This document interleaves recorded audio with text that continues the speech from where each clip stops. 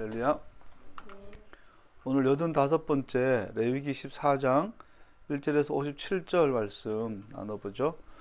오늘은 지난 주에 했던 내용이 사람이나 사물이 악성 피부병에 감염이 되면 그 공동체와 분리시키는 내용, 그 진 바깥에 내보내는 것에 대한 것이었고, 오늘은 진 밖에 있는 그 사람이 호전되어져서 병이 치유가 되면 그 사람 다시 진 안으로 받아들이는 내용이 있어요.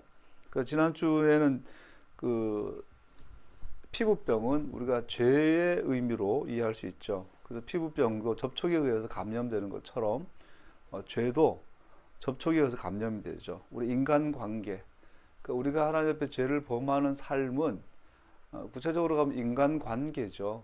그래서 시편 1편에 악인, 죄인, 오만한 자와 접촉하지 마라. 그러니까 우리 세상 살면서 완전히 접촉 안 하고 살 수 없죠. 밀접한 관계를 갖지 마라, 이게 말하고 있고, 그렇게 접촉한 사람들을 분리하는, 그러니까 분리된다라는 것이 지난주 내용이겠죠. 우리가 12장에서 산모 출혈 그리고 악성 피부병 계속 이어지면서 부정하다, 분리한다, 이것은 죽음의 상태를 의미하죠. 죽음. 그래서 오늘 돌아가면 이 분리된 상태, 진 밖으로 격리된 상태, 이게 죽음. 반대가 이제 오늘은 진 안으로 들어오는 것은 부활의 의미가 되겠죠. 우리가 예수님의 부활의 증인 그러는데, 이 진 밖, 진 안, 이것을 좀 더 깊이 알면 부활의 깊이를 이해할 수 있겠죠. 에베소서 5장에 보면 너희가 그때 너희는 그리스도 밖의 사람이요 이스라엘에게서 외인이요 언약 밖에 있었다, 이렇게 말하고 있죠. 그러면 우리가 바울의 이 서신들 읽다 보면 많이 나온 이 내용이, 표현이 예수 안에서, 예수 안에서, 예수 안에서, 또 반대로 말하면 예수 밖에서.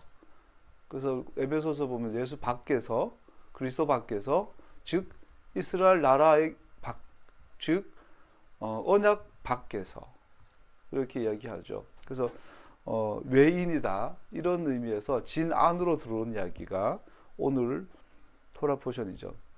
그래서 세상에 살면서 지난주 내용은 세상과 보다지 마라, 세상의 마음을 뺏기지 마라, 이렇게 우리가 배웠습니다. 그리고 재밌는 건 지난주에 제사장에 가서 이 사람이 병이 걸렸는지 안 걸렸는지 진단한다. 오늘날 이 에클레시아 안에서 우리가 병이 들었는지 안 들었는지 어떻게 진단하는가? 세 가지였죠. 우린 서로 진단해 준다. 두 번째는 토라의 깊은 공부를 한다. 자, 이 서로 진단한다라는 말이 에클레시아 핵심이에요. 에클레시아 핵심이에요. 토라를 가진 공동체가 서로의 삶을 노출할 때 진단이 가능해지죠. 그래서 과거에 예수님 당시, 그리고 사도 바울이 세웠던 교회들은 삶이 서로 노출된 상태죠. 다 가정교회죠. 사도 바울의 글을 봐도 전부 다 에베소에 있는, 골로새에 있는 누구누구의 집에 있는 교회, 그렇죠? 식탁 공동체예요. 오늘날 샤밧 키두시의 본질이라고 볼 수 있어요. 그래서 금요일날 저녁에 모여서 함께 밥을 먹으면서 함께 자기의 사생활을 노출하는 거죠. 사생활, 우리가 목회가 매니지먼트냐 미니스트리냐. 오늘날 교회의 목회 유형은 대부분 매니저가 되죠. 매니지먼트. 그러나 사실은 매니지먼트가 아니라 미니스트리죠. 매니지먼트는 이벤트 중심이에요. 회중. 이벤트를 잘하면 좋아요. 교회가 커지고 멋진 일들을 행하고 하면 잘한다 하지만, 미니스트리는 반대죠. 사람이 바뀌어야 돼요. 사람이 변화돼야 돼요. 그래서 이것은 개인의 삶이 노출될 때에 탁월한 사역자는 아니라도 우리가 누군가에게 선한 영향 들어주고 함께 웃어주고 울어주고 하면서 그 사람의 병이 진단이 되고 그 병이 노출이 되고 그 병이 치유가 되는 거죠. 그래서 이것이 오늘 에클레시아의 핵심인 것을 지난주 잠깐 살펴봤고요. 오늘은 이제 격리된, 진 밖으로 내쫓겨난, 격리되어진 진 밖에 있는 사람이 진 안으로 들어오는 절차들에 대해서 이야기하죠. 캠프 밖으로 보내졌던 사람은 적어도 제의적으로 부정함에 있어서 시체와 같이 취급받습니다. 그리고 재밌는 건 성경에 나오는 모든 제사들 중에 진 밖에서 드리는 제사가 두 가지가 있는데, 그 첫 번째가 오늘 부정회에서 쫓겨난 진 밖에 격리된 사람이 다시 진 안으로 들어오기 위해서 진 밖에서 새 두 마리, 야생 새, 랍비들은 그 참새로 보는데 새 두 마리를 드리는 제사를 진 밖에서 드리고요. 또 진 밖에 드리는 제사가 하나가 뭐냐면 붉은 암송아지, 레드 하이퍼, 붉은 암송아지 제사를 진 밖에서 드리죠. 성문 동쪽 밖에서 드리죠. 공교롭게 이 두 가지는 비슷해요. 둘 다 진 밖에서 제사를 시작하고, 둘 다 피 뿌리는 의식이 있고, 둘 다 백향목, 우슬초, 진홍색 실을 사용하며 둘 다 정해지기 위해 7일간의 시간을 요구합니다. 그 사람은 지속적인 짜라앗으로 진단되었기, 지속적으로 병에 걸린 것이 진단되었기 때문에 마치 죽은 자처럼 취급받았는데, 그가 공동체로 돌아오는 것은 부활과 같은 것입니다. 가장 흥미로운 것은 또 이 진 밖에서 안으로 들어온 이 사람, 우리가 개역 한글에 보면 문둥병, 나병, 오매 걸리고 이렇게 막 극단적인 표현들이 되어 있어요. 문둥병이라고 되어 있죠, 옛날 표현으로. 근데 우리가 가장 성경에서 가장 부정한 상태, 문둥병 환자로 우리가 이해하잖아요. 근데 놀라운 사실이 이 소위 문둥병 아니지만 악성 피부병 환자가 진 안으로 들어올 때의 제사의 내용이 정확하게 제사장의 제사와 비슷해요. 또 나시린 서약한 제사장과 비슷해요. 그래서 쫓겨날 때, 격리될 때는 이스라엘 백성들이 부정하다고 하는 가장 높은 단계의 부정을 가지고 격리되었는데, 돌아올 때는 마치 그 모습이 제사장 같아요. 마치 그 모습이 나시린 같아요. 가장 정결한 수준의 단계로 돌아와요. 이것이 오늘 도라 포션의 가장 중요한 핵심이에요. 하나님께서 우리의 더러움을 씻으시고 받아주시는데 완전하게 받아주심. 이것이 오늘 다시 돌아온 부활의 의미가 되겠죠. 살펴보면 정결의식을 행하는 사람은 제사장에게 하는 것처럼 기름을 붓습니다. 아론과 그의 아들들처럼 피를 그의 오른 깃불과 오른 엄지손가락, 엄지발가락에 피와 기름을 붓습니다. 아론과 아들들은 머리에 기름 부은 반면에 여기서 기름 부은 받은 사람은 귀, 엄지손가락, 발가락에 기름 붓습니다. 또 나시린 의식과도 비슷합니다. 나시린은 서약 기간 동안 시체로 부정해지면 그는 비둘기 한 짝을 암수를 가져와서 제7일에 머리를 밀면 그날에 깨끗해집니다. 분명 모든 털을 미는 것은 나시린 서약과 일치합니다. 우리가 또 믿을 수 없게도 추방된 자가 깨끗해지고 진으로 돌아올 때에 그는 제사장이나 나시린 모두를 닮은 모습이 됩니다. 이것은 그가 하나님 임재가 함께하고 있는 하나님 가까이 나아가는 능력을 가진 거룩한 자라는 것을 강조하고 있음이 분명합니다. 나시린들은 제사장들과 많은 공통점을 공유합니다. 포도주와 독주를 삼가고 시체를 만져서는 안 되었습니다. 제사장 역시 머리털 미는 것이 금지되었습니다. 나시린 역시 맹세 기간도 그렇습니다. 어떤 면에서 나시린 서약은 보통 사람이 제사장의 삶을 경험하는 것입니다. 이 둘 다 주님을 향해 가장 높은 수준의 분리, 주님을 향한 분리에 순종하는 것들입니다. 그러니까 이 가장 더러운 상태, 오염된 부정한 상태의 사람이 진에서 격리되어졌는데, 그래서 부정하다 사람들이 다가오면 입술을 가리고 부정하다 소리 질러야 돼요. 완전히 인간으로서는 밑바닥이죠. 특히 이제 이스라엘 유대 사회에서는. 근데 그런 사람이 이 부정함을 씻고 다시 진에 돌아올 때는 유대 사회 이스라엘에서 가장 정결한 상태인 제사장처럼, 나시린처럼 회복된 상태로 돌아오는 것을 보여주죠.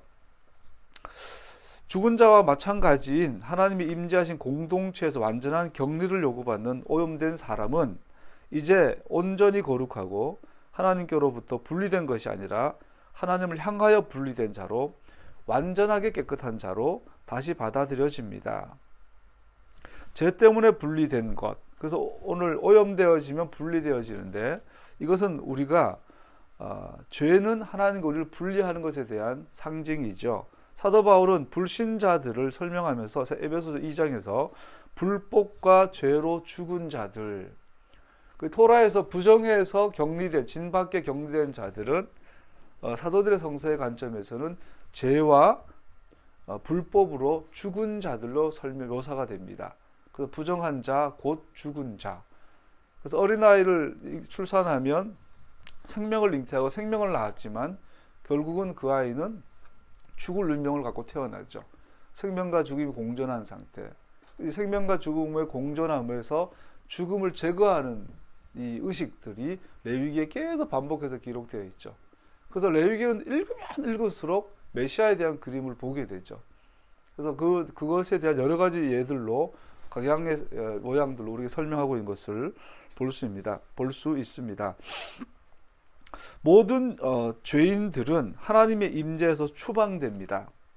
오직 깨끗한, 완전하게 깨끗한 자만이 우리를 회복시킵니다. 그리고 우리가 일단 회복되었다면 추방되었던 그 사람은 결코 부정한 적이 없었던 것처럼 받아들여집니다.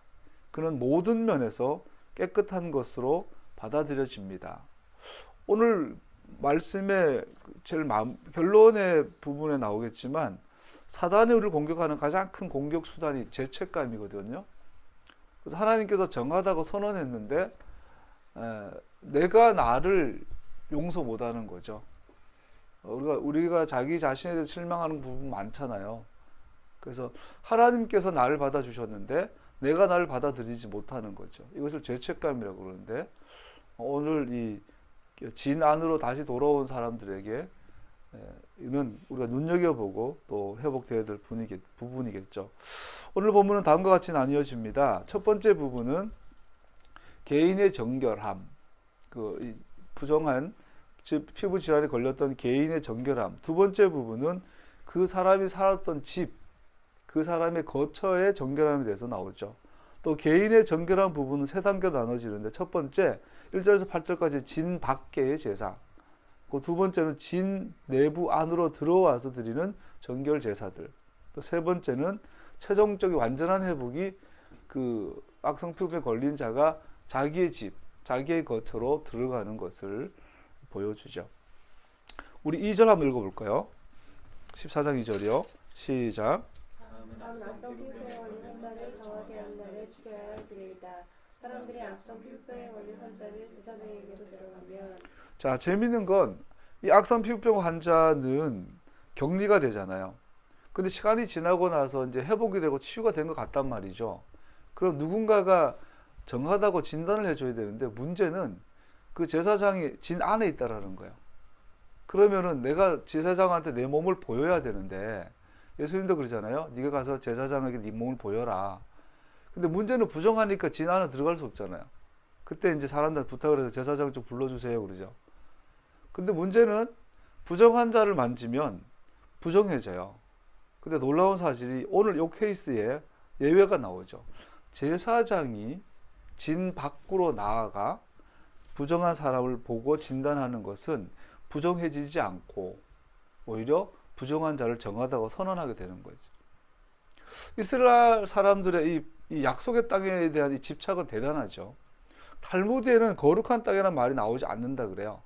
그리고 탈무드 안에서 계속 고민하는 게 뭐냐면 진정한 이 약속의 땅, 팔레스타인의 땅의 경계가 어디까지인가. 오늘날 유대인들의 이스라엘이 회복됐지만 그 안에 팔레스타인 그 자치정부가 뭐죠? 이게 거주 지역이 있잖아요.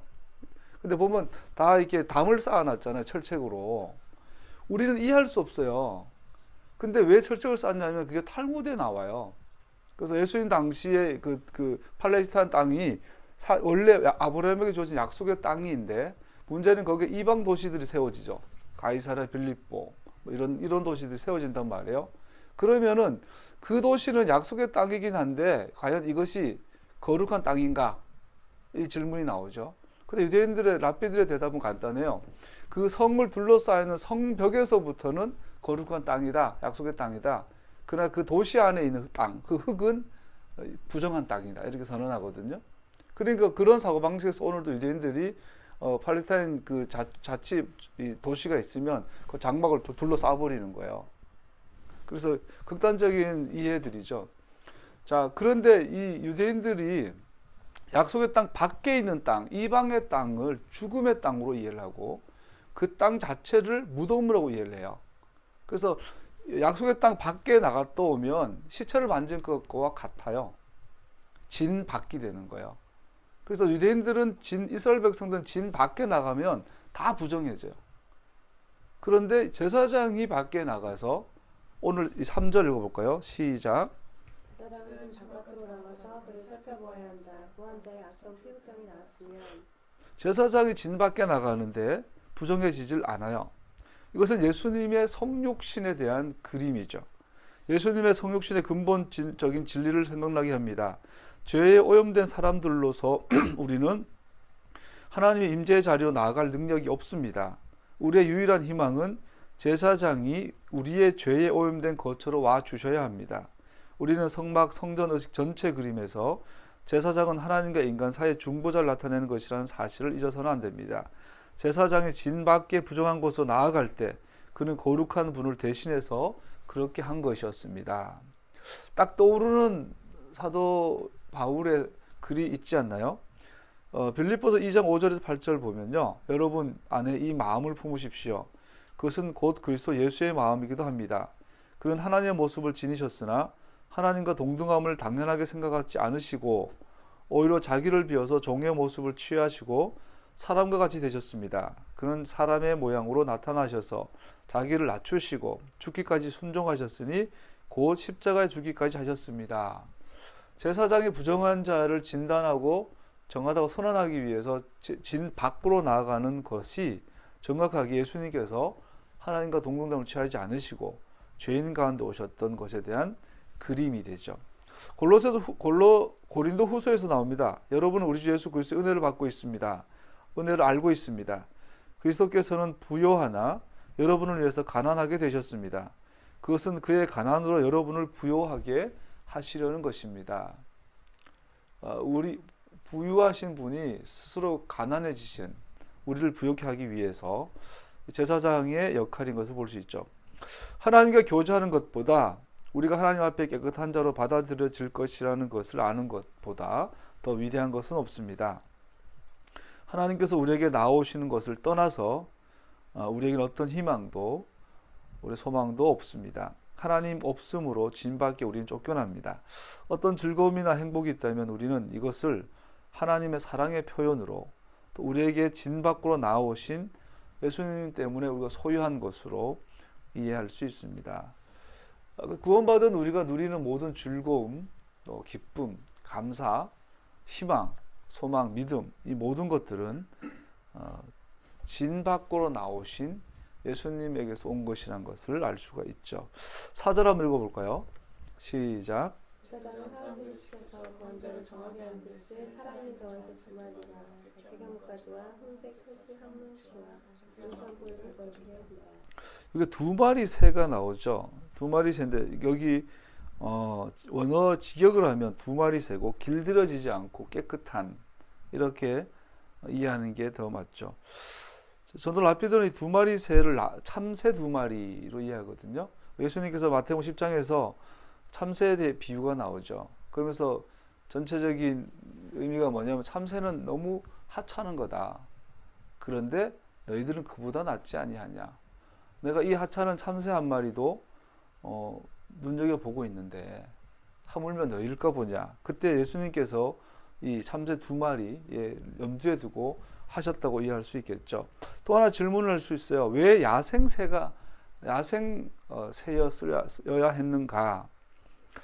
두 마리 새를 가지고요. 한 마리는 잡아서 우리 그 대제사장이 새를 잡을 때 보면 오른쪽 오른 엄지 손가락에 있는 이 손톱으로 목을 이렇게 잡으면 얘는 너무 작으니까 칼을 쓰지 않는데요.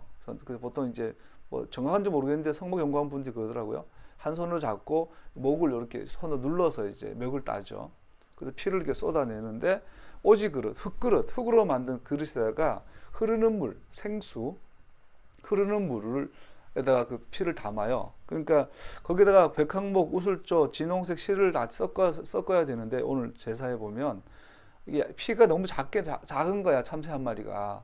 그러니까 이제 이 흐르는 물을 가지고 오직 그릇 위에다가 이게 내가 손톱으로 자르면 피가 흐르죠. 그럼 이렇게 부으면서 물을 부어요. 그럼 오직 그릇에 이제 물과 피가 섞인 이 잿물이 나오죠. 거기다가 담궈요, 이 사체를. 핏물이 되죠. 여기다가 이걸 가지고 이제 7번 그 부정한 자를 향하여 뿌리게 되죠. 그리고 그거를 손에 발라서 오른쪽 깃볼, 오른쪽 엄지, 발가락, 손가락에 바르게 되죠. 자, 첫 번째 참새는 그렇게 해요. 이것은 정확하게 죽음을 제거하는 속죄제사의 의미가 있는 것으로 이해할 수 있겠죠. 죽어야 될 죄인 대신에 다른 재물이, 깨끗한 재물이 죽은 거죠. 두 번째 새는 7절 읽어볼까요? 시작. 썩는 걸렸다가 정화에 든 그 사람에게 7번 부린다. 그런 다음에 제사장은 그에게 정하다고 선언하고 살아있는 새는 줄편으로 날려보낸다. 이제 그 핏물에다가 우슬초를 묻혀서 7번 뿌리고 나면 살아있는 한 마리 새는 산채로 날려보내요. 그래서 왜 야생새인가? 진으로 돌아오지 말라는 거죠. 우리가 진 안에서 길렀던 새들은 날려보내면 다시 돌아오죠. 그런데 야생새는 야생새 잡았으니까 날려보내면 당연히 산으로 가버리죠. 이것은 무엇을 향한 그림인가 하면 야생새로서 이 새는 진을 떠나 다시 돌아오지 않습니다. 살아있는 새는 피부병 환자로부터 그 부정함이 완전하게 제거되었으며 다시 돌아오지 않음을 상징합니다. 희생제물용 새의 죽음은 하나님의 거룩한 요구를 만족시킵니다.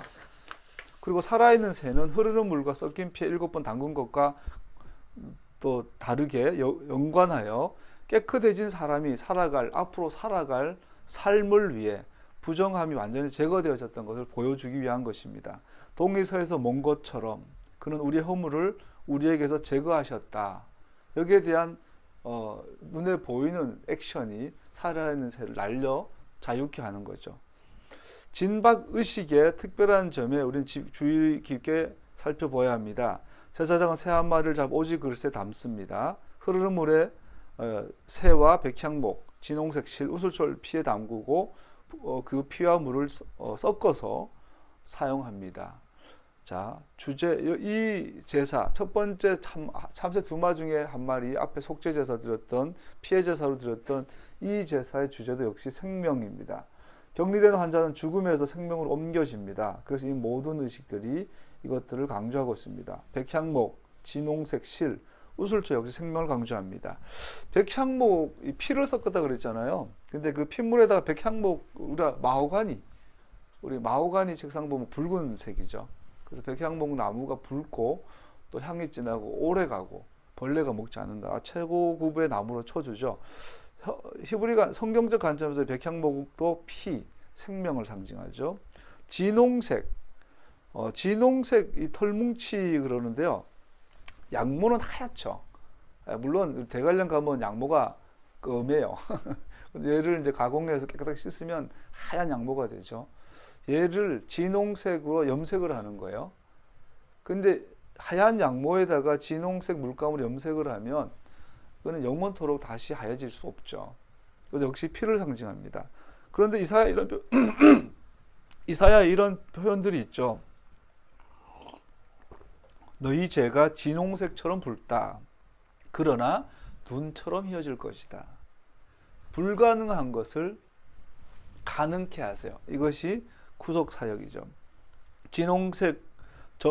진홍색으로 깨끗해진 사람은 생명의 상징인 피와 영원토록 연결된다는 생각을 보여줍니다.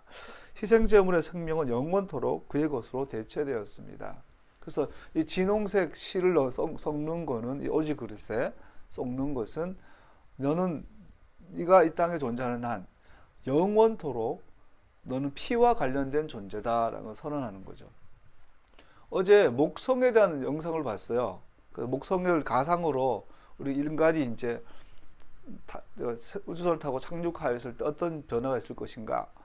결론은 100% 죽죠. 목성은 안에 완전히 그 방사능이 엄청나는가 봐요.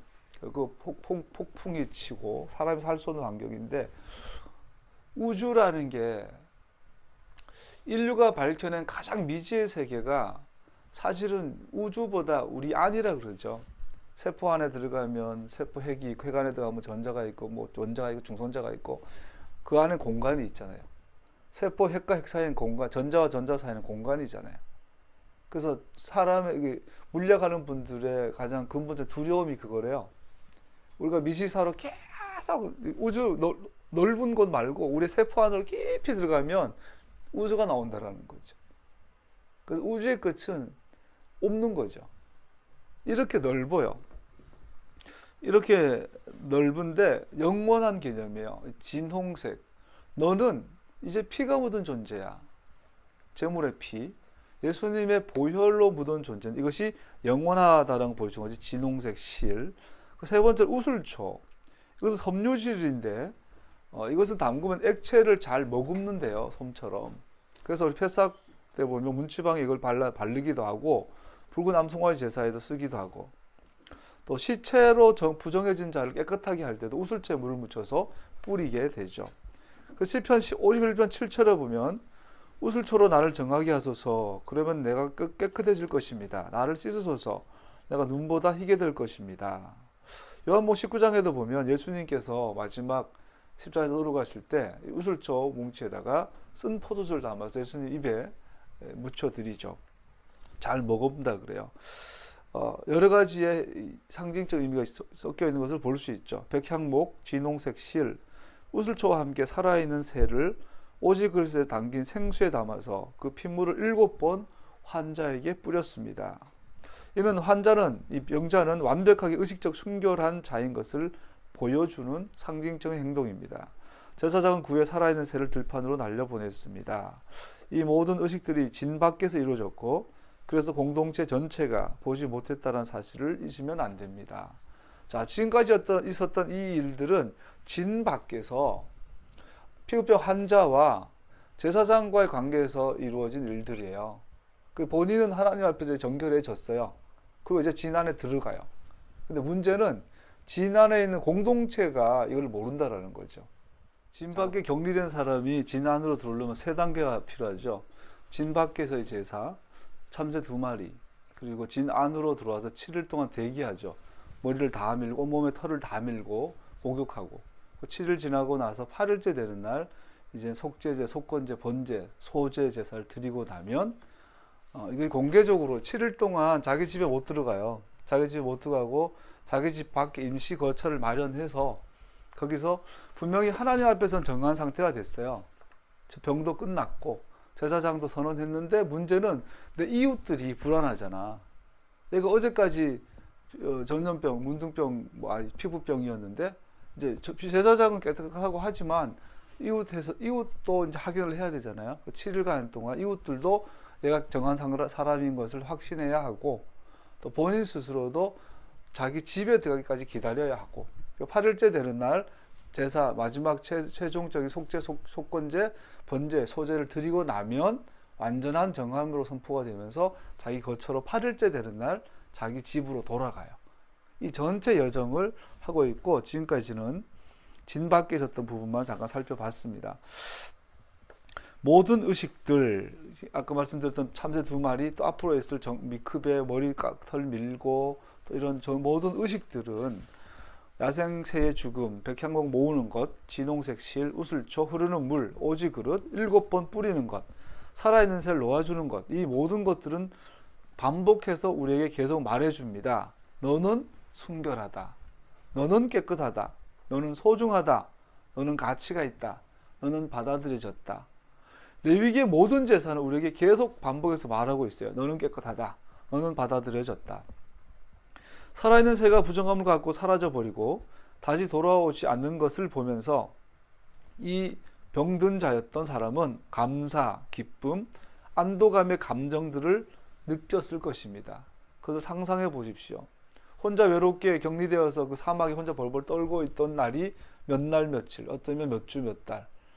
어느 날 몸이 치유가 돼서 사람들한테 호소하죠. 여러분, 제사장 좀 불러주세요. 제사장이 와서 보더니 너는 깨끗하다. 참새 2마리 잡아와라. 잡아왔더니 한 마리는 나 대신 죽여서 피해 제사를 드리고 한 마리 날려보내고 그 새가 날아가면서 먼 하늘로 날아가 사라져 버렸을 때 이 사람이 느꼈던 그 안도감을 상상해 보십시오.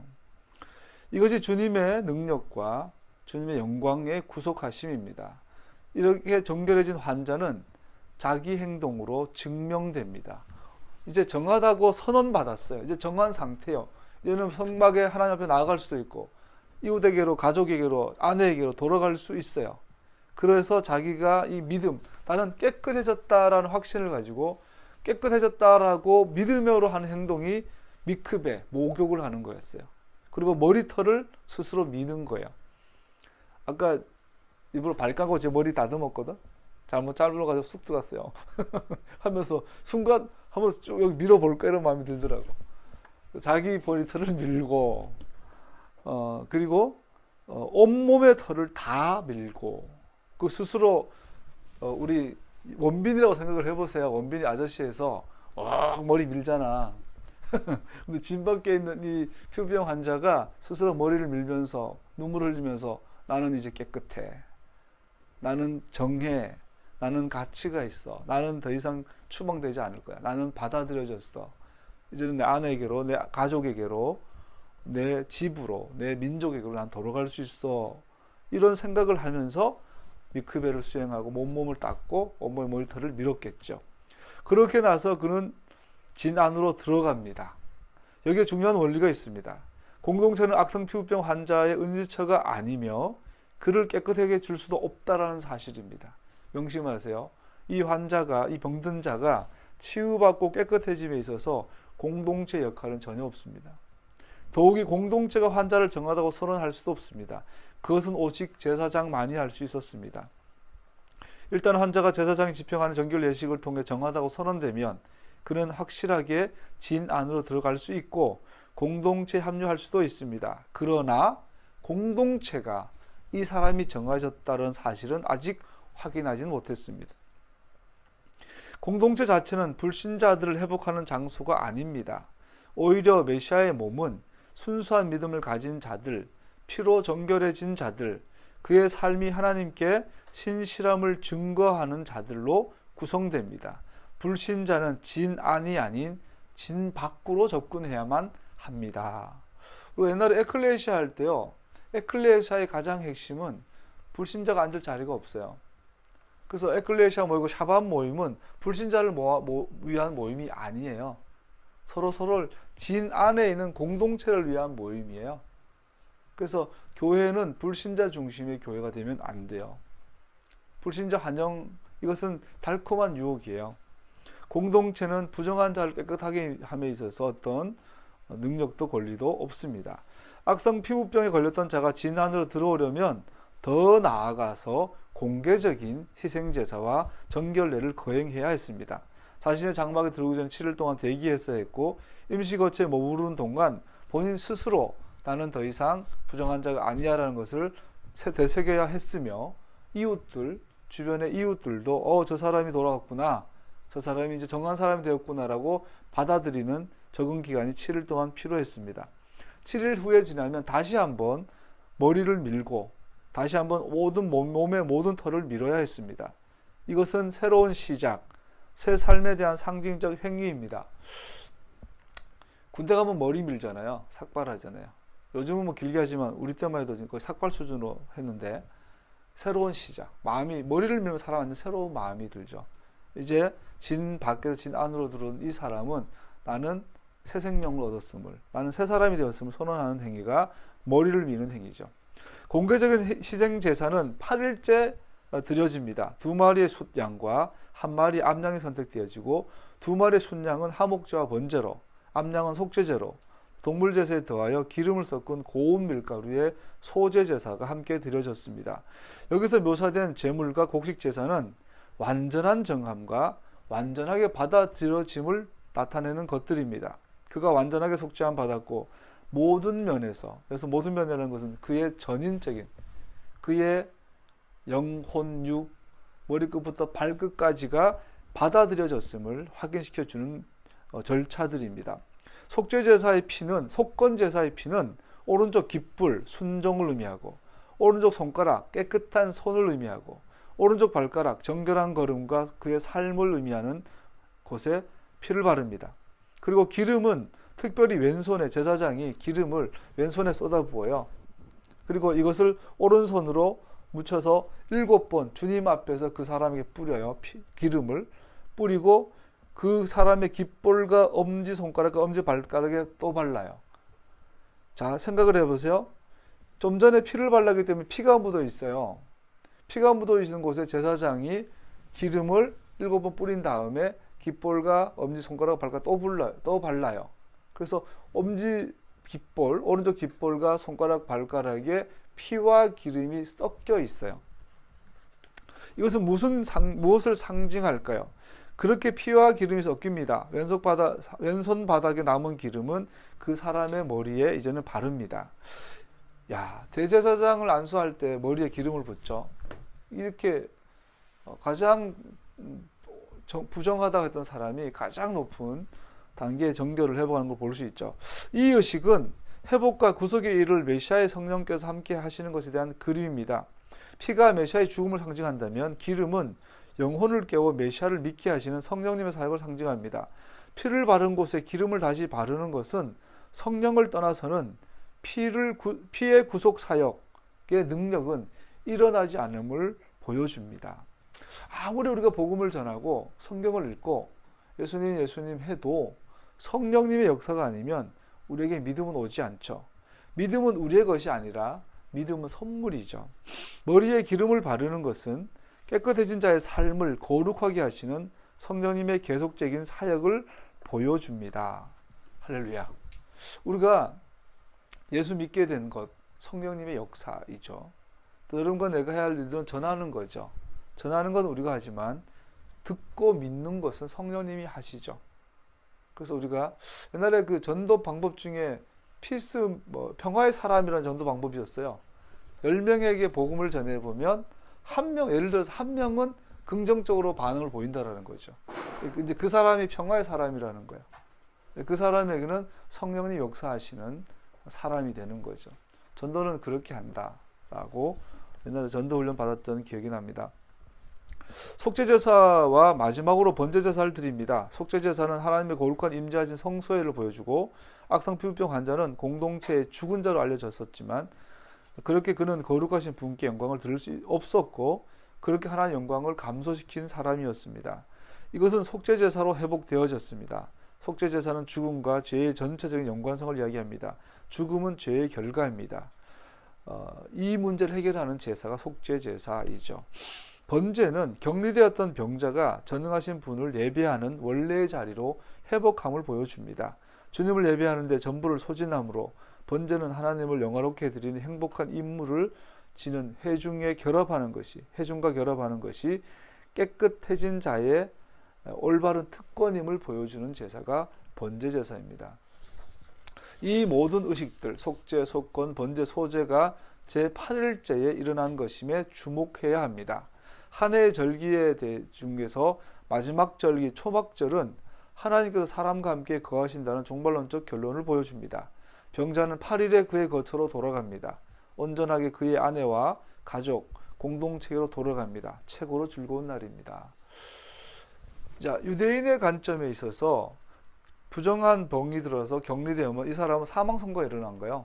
사망 진단서를 끊고 우리가 사망으로 기재가 된 거죠, 쉽게 말해가. 근데 그 사람이 어느 날 돌아온 거예요. 7일 동안 거처에 있어요. 다들 기웃기웃 보면서 저 사람이 살아났네, 부활했네라고 보고 있죠. 그리고 그 사람이 8일째 되는 날 제사를 드리고 8일째 되는 집으로 돌아가요. 자, 초막절과 제8일성의 세밀히 낮절의 정확한 그림이죠. 7일 동안 대기한 거, 초막에 거하죠. 임시거처, 수컷에 거했죠. 그리고 8일째 되는 날 오리지널 집에 들어가죠.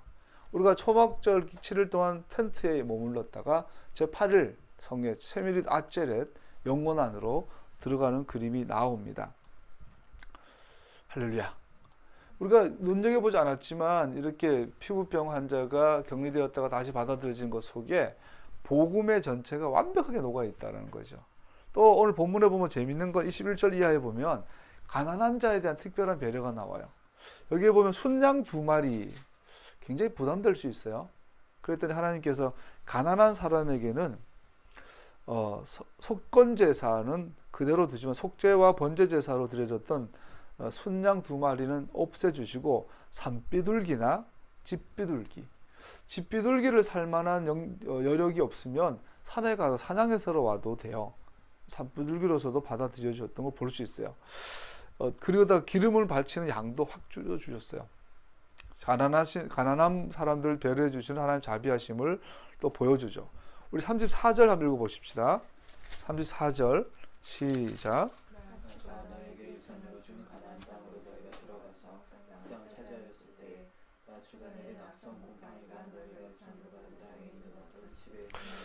재미있는 건 갑자기 약속한 땅에 들어갔을 때 너희가 살던 집에 악성 이 피부병, 이 곰팡이가 생길 건데 이걸 누가 보내냐면 나 주가 내린 아도나이 주 하나님이 내린 악성 곰팡이라는 표현이 나오죠.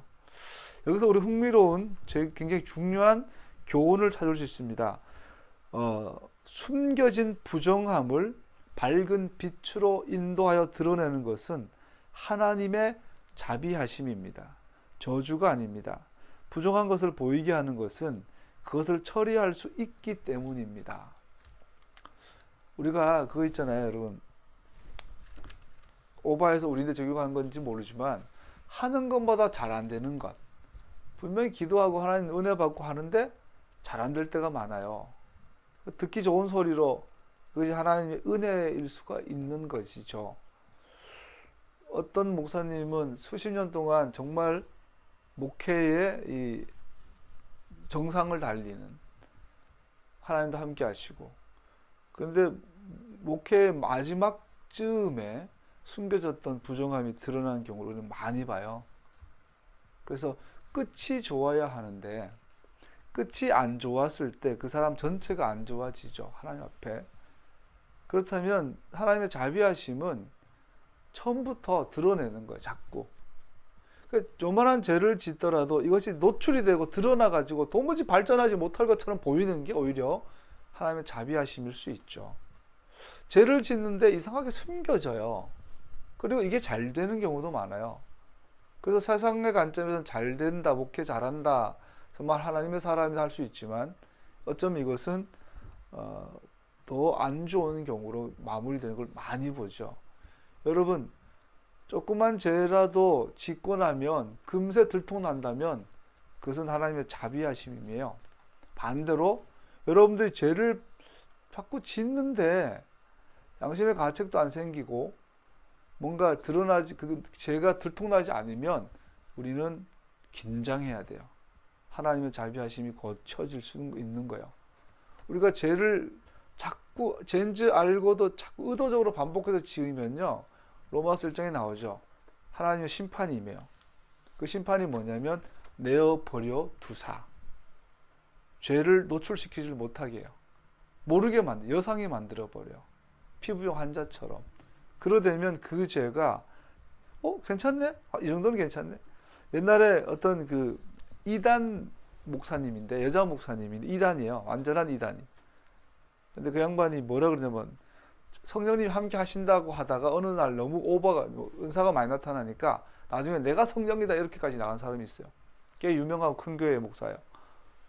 근데 그분이 나중에 이런 고백을 해요. 자기가 남자랑 바람도 피워봤대요, 목회하면서. 그런데 처음에는 겁먹었는데 나중에 되니까 아무 일 없이 교회가 여전히 부흥하고 집회 갈 때마다 여전히 병자가 치유되고 은사가 나타나더래요. 그래가지고 내가 너무 하나님 앞에 성실히 일을 하니까 이 정도 죄는 그냥 넘어가 주시나 보다. 그냥 죄송합니다. 그럼 되나 보다. 이런 식으로 설교하는 걸 들어본 적이 있어요. 이야, 저 사람 위험하다 그러는데 여지없이 1, 2년 지나고 나니까 완전한 이단으로 그냥 이렇게 도태되는 걸 봤어요. 죄가 여상이 느껴지지 않고 작은 죄라도 드러나는 사람 되기를 축복합니다. 아프죠? 힘들죠? 근데 그래야만 정함이 유지될 수 있지요. 그것이 하나님의 자비하심이라고 말하고 있습니다. 오늘 하프타라의 본문은 열왕기 하 7장 1절에서 20절 아람 군대에게 이스라엘이 전쟁한 중에 진 밖에 있던 4명의 문둥병 환자, 피부병 환자 이야기가 나오죠. 그리고 오늘 사도들의 성서에 보면 예수님께서 길을 가시는데 10명의 피부병 환자가 다가와서 기도받고 다 치유받죠. 그리고 9명 그냥 가버리는데 1명은 예수님 앞에 나와서 감사를 드리는 것이 나옵니다. 짜랏, 가장 심각한 병일 경우에는 나병이 될 수도 있는 이 짜랏의 문제는 죄에 대한 그림이고, 사도들 성서에서 나온 회복된 경우는 오직 하나님만이 속죄와 용서하실 수 있다는 것에 대한 이야기가 오늘 하프타라로 또 사도들 성서로 주어졌습니다. 말씀을 마무리하겠습니다. 오늘 본문은 비유적으로 우리에게 적용할 수 있는 부분이 많습니다. 그 중에 하나 가장 중요한 것을 강조한다면 하나님께서 우리의 죄를, 우리의 부정을 씻어주심에 대한 실제를 말합니다. 사탄의 무기고에서 가장 강력한 무기는 죄책감입니다. 우리를 항폐하게 만드는 죄의 파괴성은 우리 자신이 완전하고 완벽하게 용서받았다는 것을 결코 믿을 수 없도록 합니다. 우리의 완고함으로 인해 끈질기게 따라다니며 괴롭히고 당혹스럽게 하는 것은 우리는 결코 다시는 하나님 눈에 가치 있는 존재로 보일 수 없다고 생각하는 것입니다. 이것이 죄책감이죠.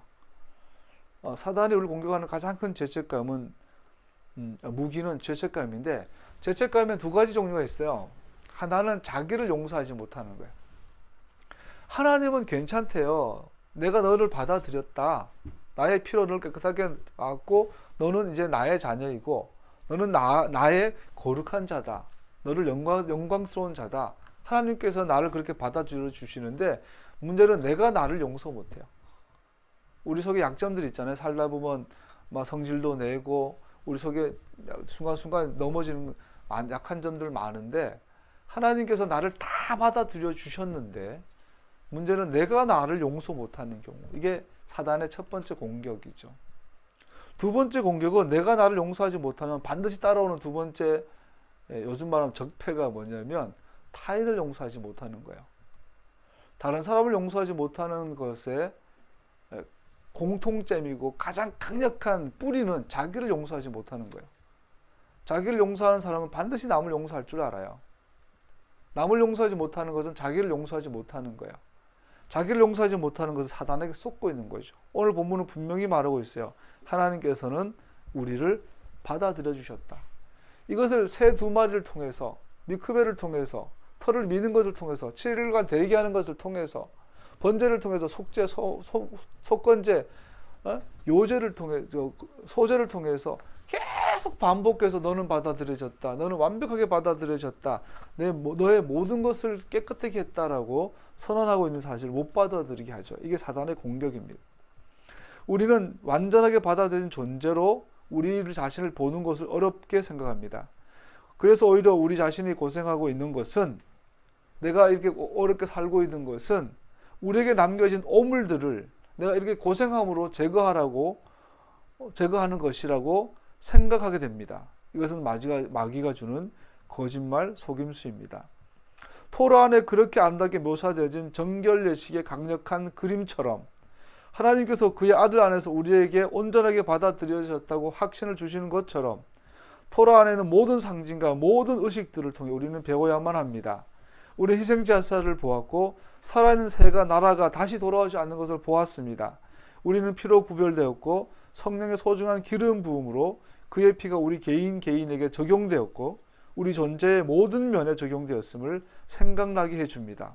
우리는 죽음에서 생명으로 옮겨졌고 그의 얼굴의 빛 안에서 살아가고 있습니다. 그러므로 우리는 담대하게 그의 은혜의 보좌 앞으로 나아가 그가 우리를 부르신 부르심의 성취를 위한 그의 능력과 공급하심을 담대하게 달라고 구할 수 있습니다. 우리는 감사의 삶을 살며 우리의 모든 것을 만드신 그분을 찬양하는 찬미의 제사를 드립니다. 우리는 하나님의 식탁에 환영받는 자녀들이며 그 상에서, 그 테이블에서 조금의 숨김도 없이 하나님과 교제를 나눌 수 있습니다. 그리고 이 모든 것들은 우리가 이룬 것 때문이 아니라 그가 우리를 위해 이루어 놓으신 것의 결과입니다. 요한 1서 3장 1절. 아버지께서 우리에게 얼마나 큰 사랑을 베푸셨는지를 상상해 보십시오. 하나님께서 우리를 자기의 자녀라 일컬어 주셨으니 우리는 하나님의 자녀입니다. 세상이 우리를 알지 못하는 까닭은 하나님을 알지 못하기 때문입니다. 하나님께서 여러분과 나를 받아들여 주셨음을 감사드리는 한 주간 되기를 축복합니다. 기도하겠습니다.